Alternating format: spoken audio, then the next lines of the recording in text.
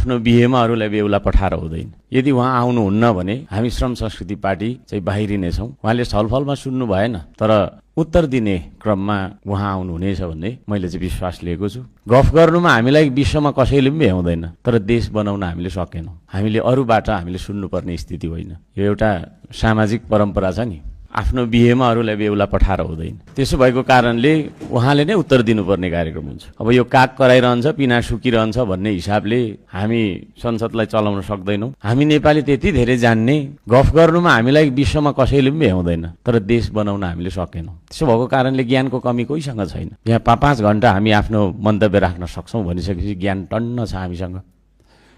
के चाहिँ नभएको होला त भन्दाखेरि स्पष्ट ज्ञान नभएको पनि हुनसक्छ। अर्को कुरा इमान्दारी छैन। हामी आफ्नो कर्तव्य कति इमान्दार भएर वहन गर्छौँ भन्ने कुरा हो। हाम्रो कर्तव्य हामीले पुरा गर्दैनौँ भने अधिकारको दाबी गर्ने अवस्था रहँदैन। त्यसो भएको कारणले प्रधानमन्त्रीज्यूले साथै माननीय मन्त्रीज्यूहरूले आफ्नो कर्तव्य आगामी दिनमा पुरा गर्नुहुनेछ भन्ने विश्वास पनि म लिन चाहन्छु। अब यहाँ यो नीति तथा कार्यक्रम हुँदाखेरि यहाँ समस्या कहाँनिर छ भन्ने कुरा हामीले बुझ्नु जरुरी छ। हामी सबैसँग विचार छ, हामी सबैसँग मुद्दा छ, हामी सबैलाई जनताले चुनेर नै यहाँ पठाउनु भएको। मेरो विचार पनि समेटियोस् भन्ने मात्रै हो यहाँ मनसा जस्तो मलाई लाग्छ।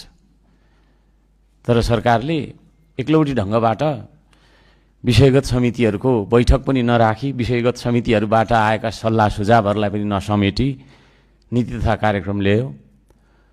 दिनभरि यहाँ बैठकमा बस्छौँ, भरे रातभरि पढेर भोलिसम्ममा आइहाल्नु, तयारी भएर आइहाल्नु भन्ने किसिमको होइन निर्देशन, त्यो खालको आदेश यहाँनिर चाहिँ नै जारी गरिएको छ। हाम्रा पूर्ववक्ता अनुभवी हाम्रा चाहिँ नि माननीयज्यूहरूले भनिसक्नुभयो। पहिला हामी 3 दिनसम्म, 4 दिनसम्म, 1 हप्तासम्म छलफल गर्थ्यौँ। आज त तपाईँको चाहिँ नि के 6 घण्टामा सक्नुपर्ने बाध्यता छ भनेर भन्नुभयो। यो नीति तथा कार्यक्रम भन्ने कुरामा गहन रूपमा छलफल हुनु जरुरी छ। हामीले पर्याप्त मात्रामा छलफल गरेनौँ भने नीति तथा कार्यक्रम राम्रो हामी बनाउन सक्दैनौँ।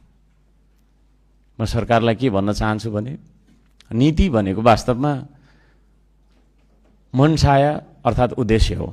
कार्यक्रम भनेको त्यो उद्देश्य अथवा मनसायलाई प्राप्त गर्ने काम, कार्यसूची।